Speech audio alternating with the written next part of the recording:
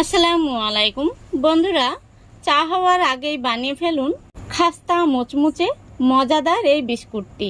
এই বিস্কুটটি গরম গরম চায়ের সাথে খেতে কিন্তু ভীষণ ভালো লাগবে, আর বিশেষ করে বাচ্চারা তো ভীষণই পছন্দ করবে, যেহেতু উপর থেকেই কিন্তু চিনির দানাটা ভেসে উঠেছে। তো চলুন আর দেরি নয়, এই বিস্কুটটা আমি কিভাবে বানিয়েছি পুরো রেসিপিটা দেখতে থাকুন। আশা করছি আপনারাও যে কেউ খুবই সহজে বানিয়ে নিতে পারবেন। তো চলুন শুরু করা যাক। প্রথমেই নিয়ে নিচ্ছি আমি 1 কাপ ময়দা। ময়দাটা আমি আগে থেকে চেলে নিয়েছি। তারপরে নিয়ে নিচ্ছি 1/4 কাপ সুজি। সুজিটা দেওয়ার কারণে কিন্তু আমাদের এই বিস্কুটটা অনেকটাই মুচমুচে হবে।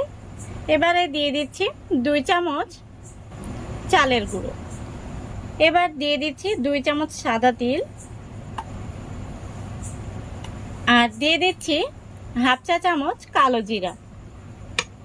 কালো জিরাটা আমি তালুর মধ্যে নিয়ে একটু এইভাবে কচলে দিয়ে দিচ্ছি, এতে করে ফ্লেভারটা খুব সুন্দর আসবে।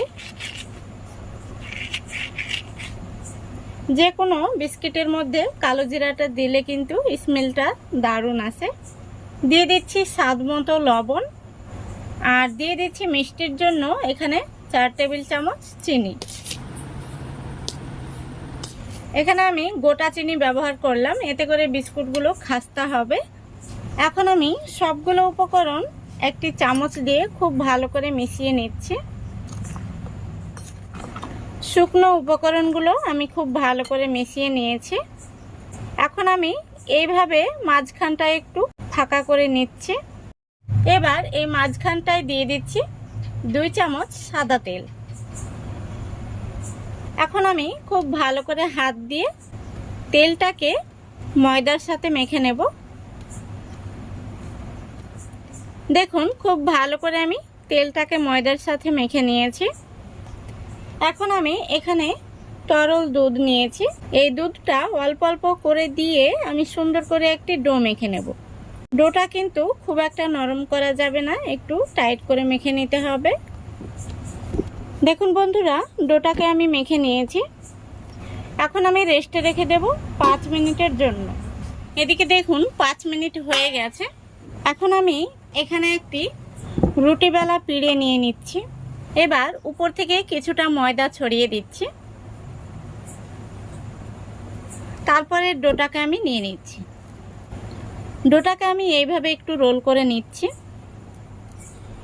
দেখুন আমি লম্বা করে রোল করে নিয়েছি। এখন এখানে আমি একটি চাকু নিয়েছি। চাকু দিয়ে এইভাবে পিস পিস করে কেটে নেব।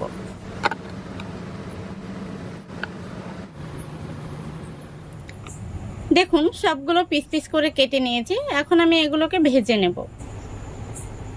দেখুন নাস্তাগুলোকে ভাজার জন্য তেলটা খুব ভালো করে গরম করে নিয়েছি। এখন আমি একে একে নাস্তাগুলো তেলের মধ্যে দিয়ে দিচ্ছি।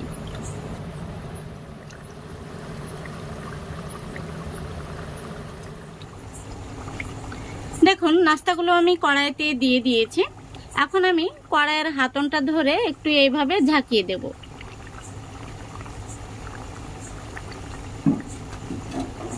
এই পর্যায়ে হাতা বা খুন্তি দিয়ে কোনোভাবেই কিন্তু নাড়া যাবে না। কড়াইয়ের হাতনটা ধরে একটু ঝাঁকিয়ে দিতে হবে। এইভাবে কিছুক্ষণ পর পর বিস্কুটগুলোকে একটু ঝাঁকিয়ে দিতে হবে। যতক্ষণ না পর্যন্ত হালকা একটা কালার আসছে ততক্ষণ পর্যন্ত হাতা বা খুন্তি দিয়ে নাড়া যাবে না। এখন আমি বিস্কুটগুলোকে উল্টে দেব। তো দেখতেই পাচ্ছেন একটা সাইড কিন্তু হালকা কালার এসছে। দেখুন প্রত্যেকটি বিস্কুট আমি উল্টে দিয়েছি। অপর সাইডটাকেও এরকম কালার আসা পর্যন্ত অপেক্ষা করতে হবে। তো বন্ধুরা এই বিস্কুটগুলো কিন্তু আপনারা চা হওয়ার আগেই বানিয়ে নিতে পারবেন, আর গরম গরম চায়ের সাথে এই বিস্কুটগুলো খেতে কিন্তু ভীষণ ভালো লাগে। তো বন্ধুরা বিস্কুটগুলো দেখুন আমি অনবরত নাড়াচাড়া করে খুব সুন্দর করে ভেজে নিয়েছি। দেখতেই পাচ্ছেন কত সুন্দর কালার এসছে। এখন আমি এই বিস্কুটগুলোকে তেল থেকে তুলে নেব।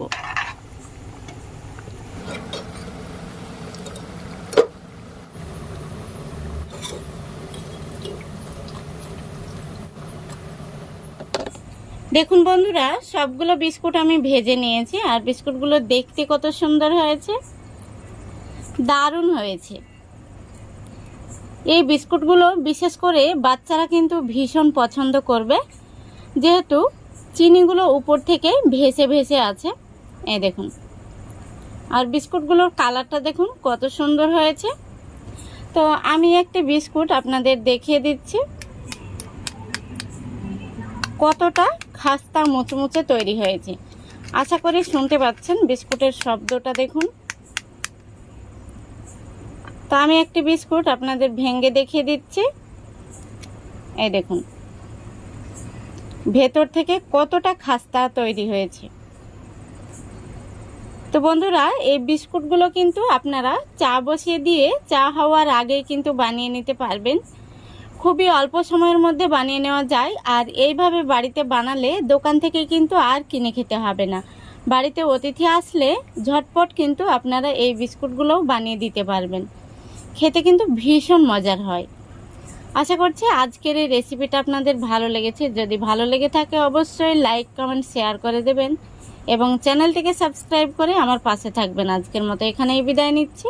সবাই ভালো থাকবেন, সুস্থ থাকবেন। খোদা হাফেজ।